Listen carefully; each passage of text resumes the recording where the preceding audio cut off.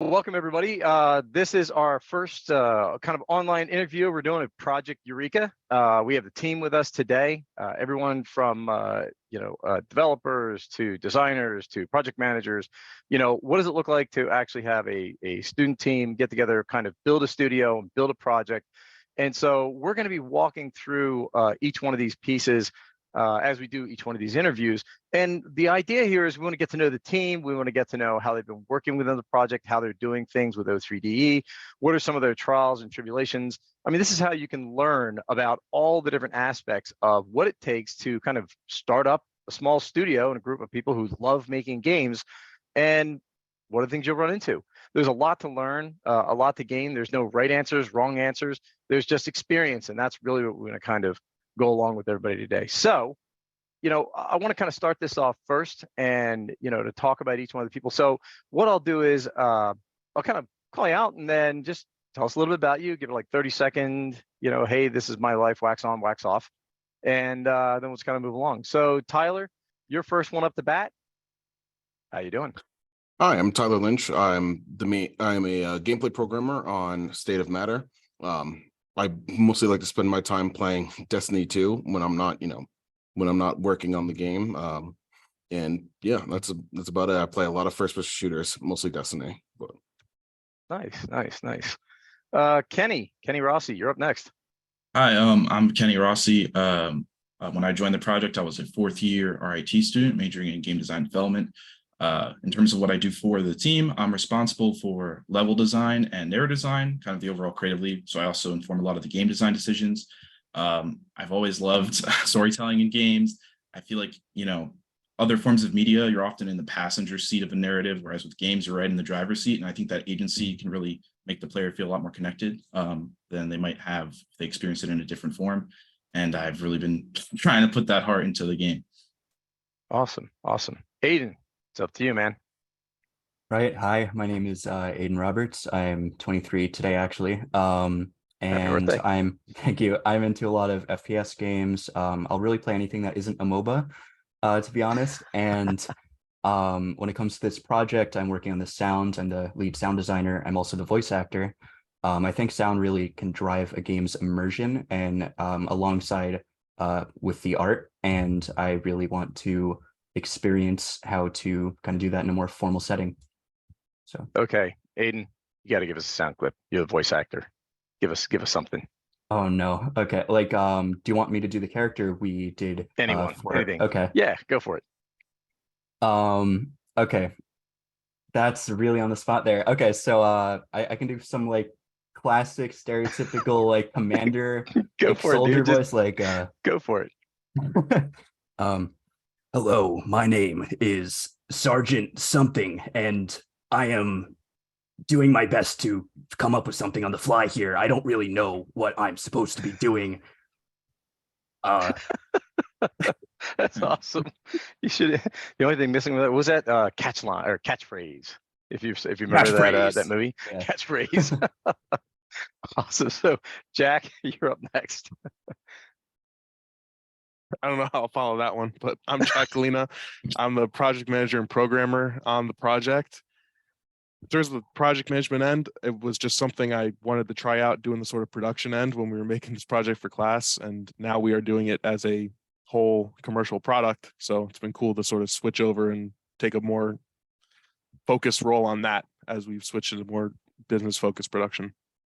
Very awesome. The essential part of any team, you got to have the glue, because if not, it all falls apart. There's no question about that. AJ, you're up next. Hello, I'm AJ.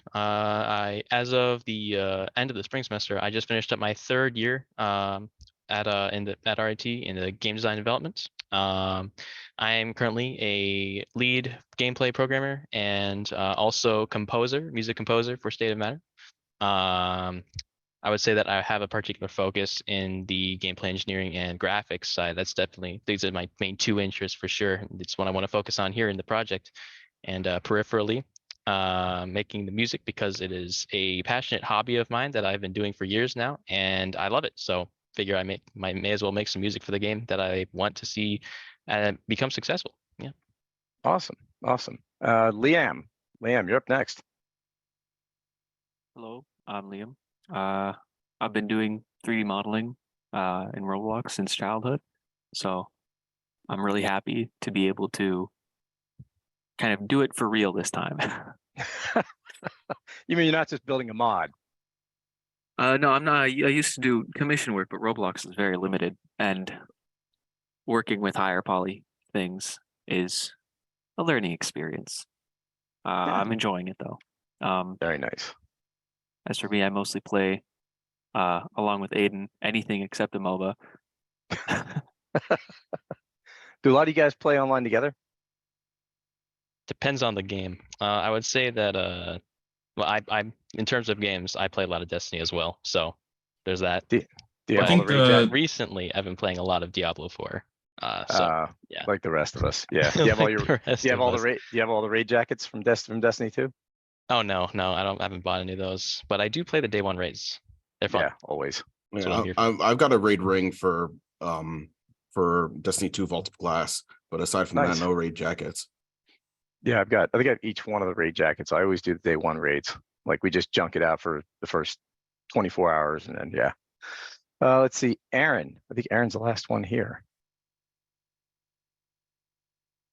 Hi, I'm Aaron Ebor. I'm the producer. I'm not sure if you need a video on at all for this, but I'll just keep talking. I'm the producer here at Magic, and I'm just making sure that the team has everything that they need to move forward on this project. So keep things running smoothly. Awesome. So that's kind of everybody on the team, looking at the different facets of it. And, as you said, the title, the working title name is State of Matter, if I'm not mistaken. And, what are what really got you into this, and what do you think that you'll be able to get done by the end of the year? Like, where do you think it'll be? What do you aspire for it? Anyone can take that. I'll take it. I'll start off with it, and if anybody wants to hop in, if I lack somewhere, go ahead.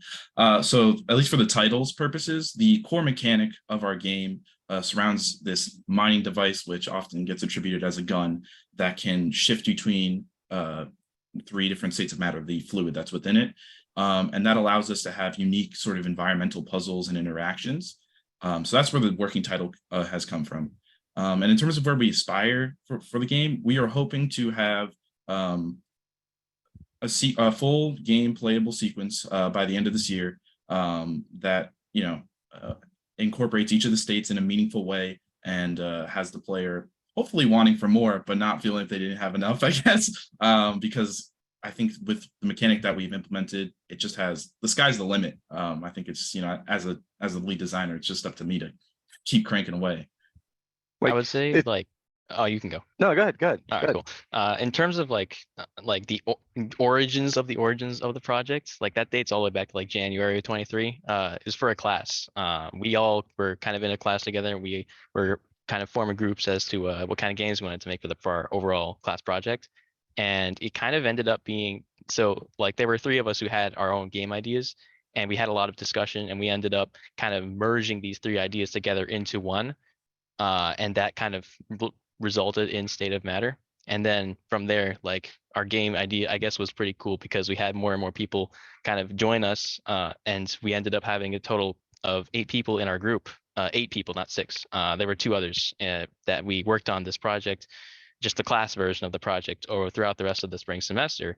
And then come the end of the spring semester, we come up with that we talked to you guys about it, and now here we are building the project in O3D and actually seeing this project come from a concept from a class into a publishable, polished product, and it's awesome. Very nice.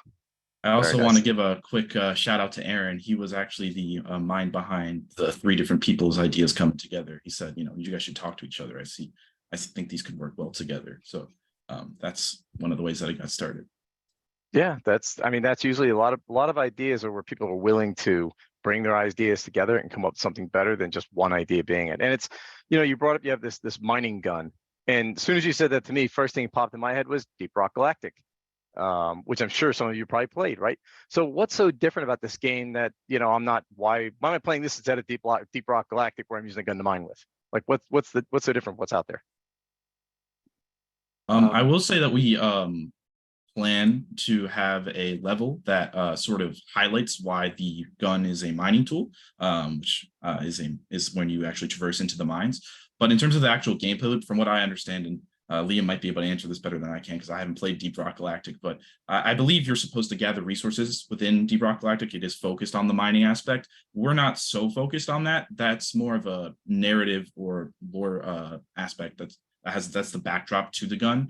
The player character is sent on a sort of reconnaissance mission to recover an energy source from this asteroid. And on this asteroid, they discovered a very valuable energy resource. And that's why it's a mining tool, because it was used to farm that. It's also the way that the employees of that facility, who knows what happened to them, kind of interacted with it in a lot of ways. So that's the narrative reasoning for it. But I don't think it connects to Deep Rock Galactic gameplay wise. Maybe Liam could back me up. What do you think, Liam? I would say Deep Rock is definitely more focused on the kind of like, just have fun, just rock and stone. Yeah, there's no real like. I mind you, I'm only level 20 in the scout path, and I haven't completed the assignment board, but I don't think there's a story other than kind of like whenever they release new content, they release, of course, some like background information about it. I don't think there's this main storyline though. You go down a path to unlock some truth. Our game, it also doesn't have puzzle mechanics. To kind of just go along with that, I've actually played a bit of Deep Rock Galactic myself. It's definitely a fun game. It's a lot more co-op oriented. First and foremost, if you consider the different objectives to kind of be their own puzzles, there is definitely that. But in terms of like the idea of kind of free thinking and using that kind of idea to solve puzzles, most of it is kind of your objective is clear, and it's pretty much obvious what you need to do to complete said objective. There's you have to do something in the cave, then you have to get out. It's a pretty kind of a routine process, and I would say that the goal of the game is to like basically continue doing that with friends and get more powerful and kind of collect things. I would say that's probably the end game of Deep Rock Galactic.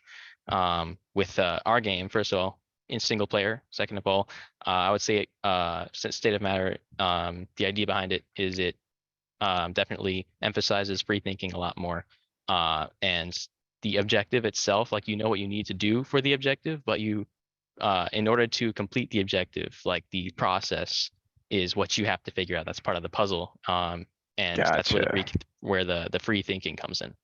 So kind of like Deep Galactic meets Portal, where Portal, you're just like, you need to, where you're supposed to go. You just need to figure out how to actually get it done. And it's up to you.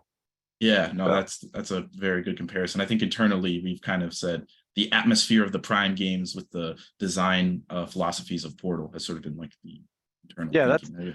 That was the brilliance of Portal. I mean, it was so simplistic, but yet, you couldn't stay away from it. You're like, all right, I'm going to go to bed after this one. I know what to do with this. And then you're like, stay up for another 5 hours and get no sleep the next day. And I would say like it's for us, it's, TLDR, it's, I have this thing, this tool that can do these particular things. What can I do to get to that goal? And, if we do this right, then there could be multiple paths to victory. Or there either that, or there could be one single path, and it's really just up to the player, to be honest. It's kind of seeing what they can do. Like basically, it's like, what can I do with this? Not like, what does the game want me to do with this? Right. Yeah, I'm hoping that this is one of those games where we have these playtesting sessions and we see the players, come up with a solution that I didn't even intend, but one that doesn't like break the game. If that makes any sense. I think that could. For Portal, at least I heard that happened in their development process. That's really hard to do. Yeah, but that's the aspiration. So we've all broken World of Warcraft many ways from Tuesday. So that's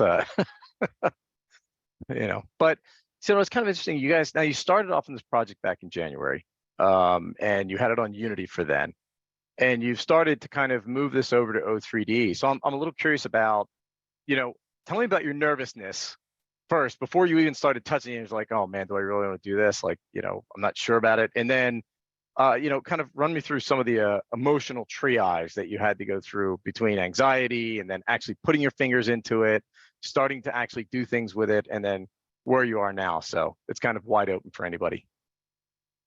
I could think- quickly. Oh, sorry. Go ahead, Kenny. I could quickly go over like the level design side of things. The having come out of the RIT game design classes, they definitely prime you for Unity. So there is like a comfortability with that engine that you have on coming out of it. And to that end, you can be a little anxious, having to get acquainted with a new engine. But I will say for the level design tools that I used in Unity versus O3D's whiteboxing, I actually found that I appreciated Whitebox's features a lot more than some of the aspects of Unity side. I felt like there was a lot more control I had, and in a lot of ways. And when I had to go back and remake some of the scaffolding for that first tutorial level, it was a lot smoother of a process than it was on the Unity go around. So there was definitely some anxieties with certain things, but I've overall felt very positive about it. But that's from the level design perspective, and some other members have jumped into different pipelines. Yeah, let's hear some of the other areas. I know, Jack, you were starting to talk. Let's hear it. Yeah. So when we initially decided we were gonna take on the project and port it over, I was like, oh, port's gonna be fine. And then once we actually sat down and started doing it, I was like, oh, I made a mistake. This is so much different. I have to relearn everything I thought I knew. But once I actually figured out more of how the engine works, it has actually, I think, made it a lot easier to introduce different features. It was definitely a lot of anxiety when I first started and was like reading the book of how to do the project, like how to work with O3DE. You probably read that book like 3 times now, digging through the engine code to try to understand everything. But once I actually got my sort of grasp on how everything works, it was super easy to just, okay, I need to do this. That's how it works in Unity. This is how I can implement it here, and just transfer everything right over. Yeah, Nice. it's a little intimidating at first, but with help from Olex's book as well as the community on Discord, it's been a rather smooth process going so far. That's pretty Some cool. bumps. I mean, There's some yeah, bumps, yeah, but- I'm curious about, well, it can't be all rainbows and sunshine. Talk about the bumps, man. Bumps, right. So porting from Unity to O3D. First of all, a lot of what Jack said is true. I guess if I wanted to specify a couple things, it's like a lot of it had to do with doing deep dives into engine code to figure out how things work. I am glad that a lot of it is commented. Kind of thankful for that. And kind of there's a lot of that, and the vast majority of it, for me anyway, was trial and error. A lot of trial and error. Like, all right, let's see, does this do what I want it to do? And if not, let's see if there's a way to tweak it so that it does do what I want it to do. It's been a lot of back and forth with that. And I would say that with that, I've been able to learn a lot about how to work with the engine and how to implement the things that I want to implement. To be honest, a lot of our gameplay logic from the Unity project ended up kind of being changed because the whole architecture in some of the cases was different in terms of how we could implement them in O3D. Like for example, handling input, for example, that was a big change because in Unity it's a matter of simply calling a particular input class and then get key. And in O3D, there's there are methods to overload and things like that. It's a whole lot of software stuff, low level things to handle basically. Interesting. So I mean, it's kind of interesting that you're saying some of the different ways of how it's implemented, but do you think, and you've just started on this road, but do you think at the end of this project, comparing yourself to somebody who's the exact state of where you are in school, by the end of this year, do you feel that if you went to another company that you'd be way more equipped to handle almost anything than your peer at the same thing who continued on a regular project in just Unity? I would say for sure, because up until now, I haven't really needed to do anything like this, right? Look into foreign code I've never seen before that is professional quality and has been there for years, and being able to parse through it, understand what it's doing. I'm already aware that this is something that's definitely a very good skill to have in the real world. I've had tech interviews in the past that actually do this, where it's like, I'm going to give you a project, you're going to parse through it and figure out where the bugs are. So I would say that is definitely a very good experience for sure. Yeah, like a lot of big studios don't use Unity engine. A lot of them will have their own, proprietary internal engines. So knowing how to sort of dig through an engine and figure out how it works and how to use it is definitely a pretty good skill to have. You think that gives you a leg up against anybody you're going toe to toe with?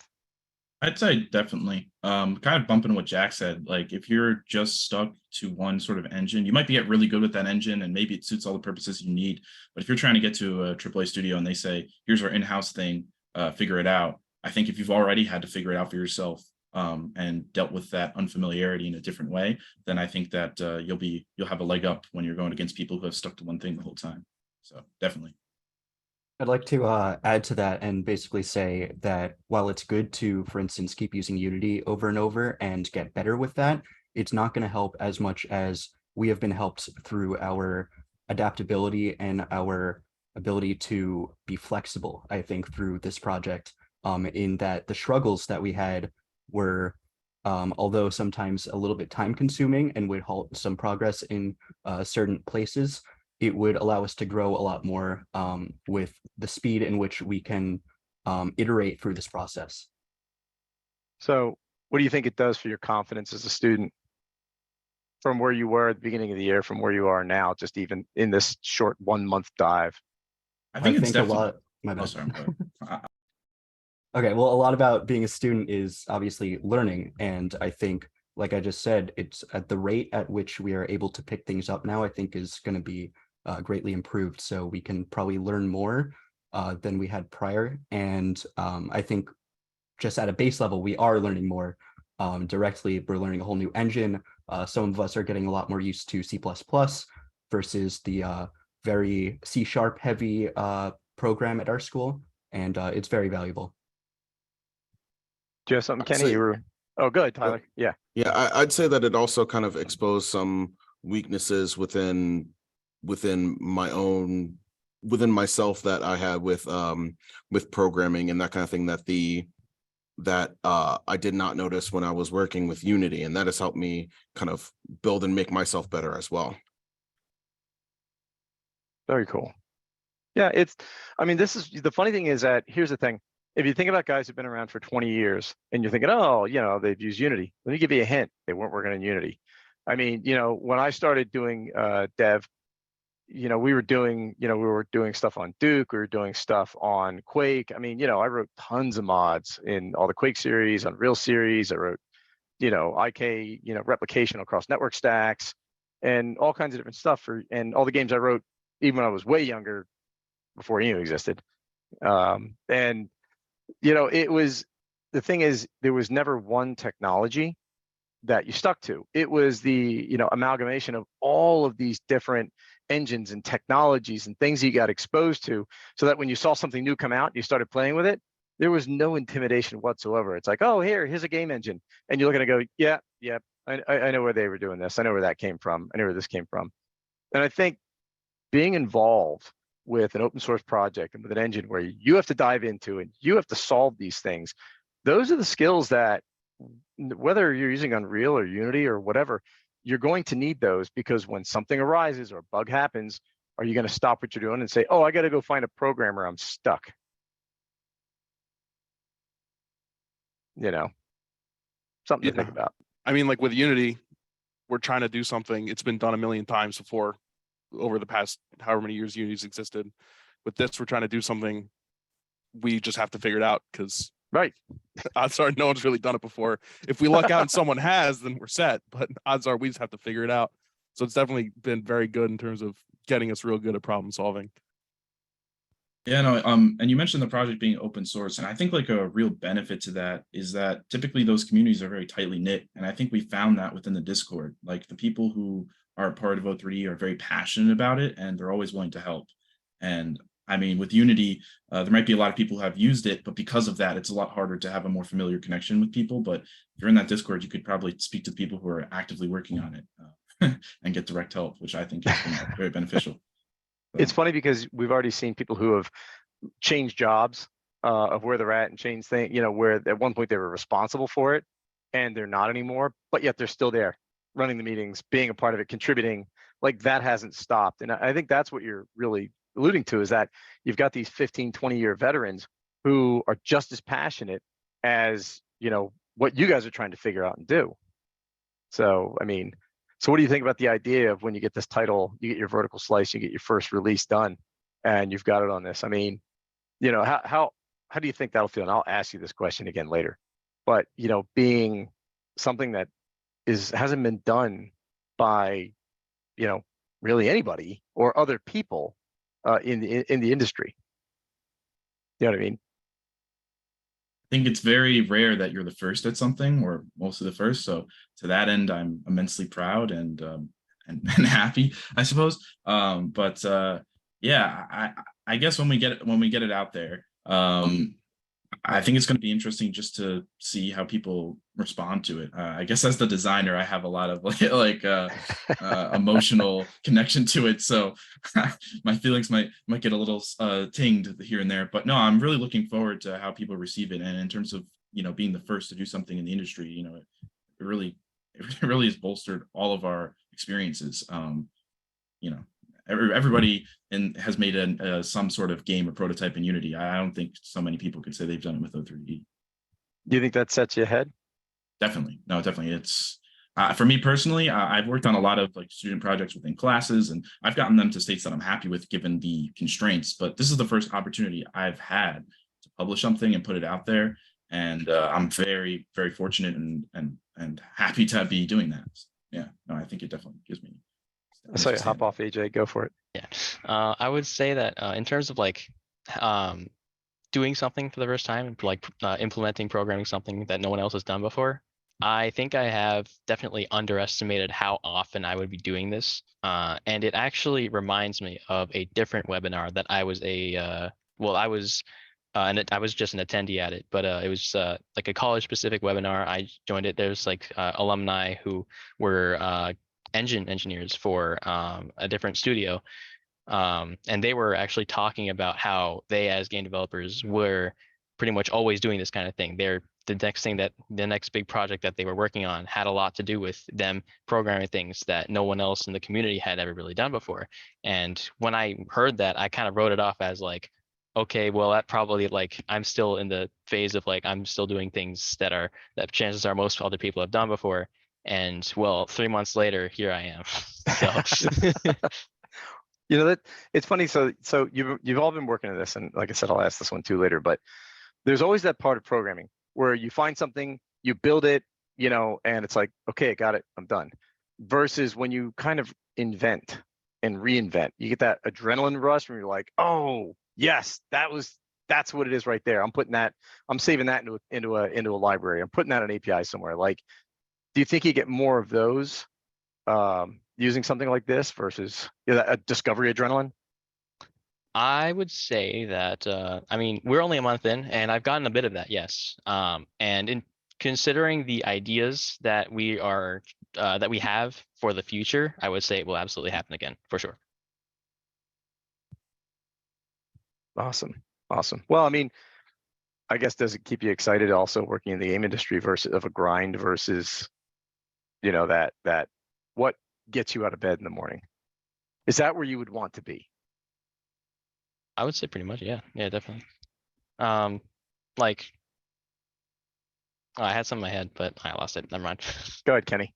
I was just going to say, I mean, speaking to your discovery, John, you know, a well-tread path, you're not going to have too many of those eureka moments because you're always going to see what's ahead. But I've definitely had a few of those, and even seen when other people on the team have them in our communication chats, and it's definitely been something that keeps you going, and you look forward to when you can, you know, when there's an obstacle in your path and you have to overcome it, there is always a certain amount of joy that comes with that. And, you know, rise to the challenge, that sort of thing. Tyler, I see you laughing up there. There's something that you must have been thinking when you were laughing when he said that. No, I was just thinking about a few moments that we've had with the engine that he kind of alluded to there, with these kind of you know, epiphany moments of, oh, all right, that's how I do that. All right, that's how we get this done. You know. Nice. So, you know, you built a lot of assets before in Unity and you had to port them over. And I guess, Liam, you're probably closest, that's near and dear to your heart as the 3D artist. You know, what are some of the, you know, some of the bumps, some of the smooth, tell us about how it was porting that, from one to another. Regarding 3D assets, regarding 3D assets specifically, sorry, bit of a stutter. It was pretty easy. The one thing with like Unity, it had like, tons of different model supports. So we were just mainly using basics like OBJs, not really too in depth with the FBX. And I know you're adding OBJ support to OTDE, possibly other models in the future, other model types, file types in the future. But learning the constraints of FBX was something I was unaware of, but it's definitely been fun to learn, like how you have to, I guess, sometimes freeze translations, manipulate the matrices in order to get it to work. But porting specifically was not difficult. We didn't have, with assets, there was no trouble. Nice. So I guess, how far do you think it took from where, you had spent some time at the beginning of the year building this on Unity?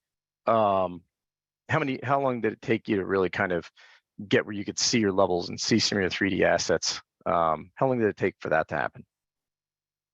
We can see most of the 3D assets day one. There were a few that needed a little extra work. But I think Kenny would be able to talk better on how we would be able to see the level. Yeah, so porting from the other engine to get to sort of where we were at the end of our class with the level to where we are now, I'd say the process of our class was, and feel free to correct me, I think it was about 3 months. And I would say, again, this is with me still learning the engine and figuring stuff out and doing research. Within like 3 weeks or even less than that, it looks pretty close to where it was. I will say there was just one thing with the terrain in terms of porting over assets. Unity's terrain system just doesn't like work well in terms of exporting it to get it over to O3D or as an FBX because of the way that it's sort of considered. I was able to do it, but we ended up actually collaborating, me and Liam. I went back to him with some of the concept art we had made, and we actually got our own terrain into the game, which is where it is currently. So the level actually looks better, I'd say, now than it did at the end of the class. And we're still doing some finishing touches up. But yeah, no, it was pretty painless, all things considered. And like I mentioned earlier, with some of the scaffolding for the level geometry, white boxing, I was able to export the Unity stuff over as its own FBX, and then I was able to sort of trace it using the white boxes very easily. Nice. And it was very helpful for revisions and stuff like that. So very nice. So I guess if people want to find out more information about the project or how they might be able to get involved or kind of learn more to work with you, do you guys have any thoughts on that or any places like how they might connect with you? So right now we have a Twitter account for the game / the team at Team Plutonite, PLUTINITE. And yes, Twitter's a bit of a mess right now, but it's what we've got.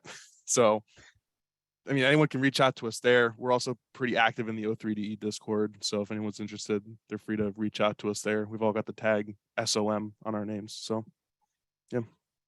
Yeah, and I think moving forward, we'll have a very much increased presence on multiple social media avenues. I think this last month has really been dedicated to port stuff, but as we finish stuff in O3D and we're ready to show it off, I think people can expect to see a lot more from us. Very cool. Very cool. And then to get to the Discord, they can go to discord.gg/O3DE. And then you said the tag you guys are using is SOM for State of Matter. So yeah, it'll be great. Plus they also have some blogs I think we'll be putting up as well, where you can, kind of talk about, what is the good and what is the bad? What have you learned? I think that's a big part is sharing a lot of your experiences of what you've done in the blogs can let people better understand. And at the same time, they might be able to provide you some ideas or vice versa, because you don't know, somebody else may be trying to work on something as well.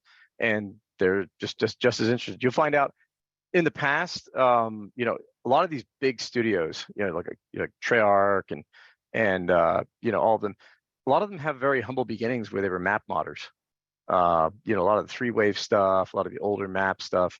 And that's the funny thing is some of the biggest and best places that we love the games they produce started where you were. So, you know, it's a point to be scared and to be proud at the same time. So, well, with that said, really want to thank everyone here for kind of, you know, coming on and at least just giving a little bit of your time and talking about the project. We look forward to, you know, be doing a few more of these, talk a little more about it, you know, and letting people learn a lot more. And I'm excited to see the game as it keeps maturing along. So, you know, looking forward to that build. Just saying. Very cool. All right. Thank Thanks, you very much everybody. for having us. Yeah, no, thank you for having us. Thanks all. Thank you. Have a nice day.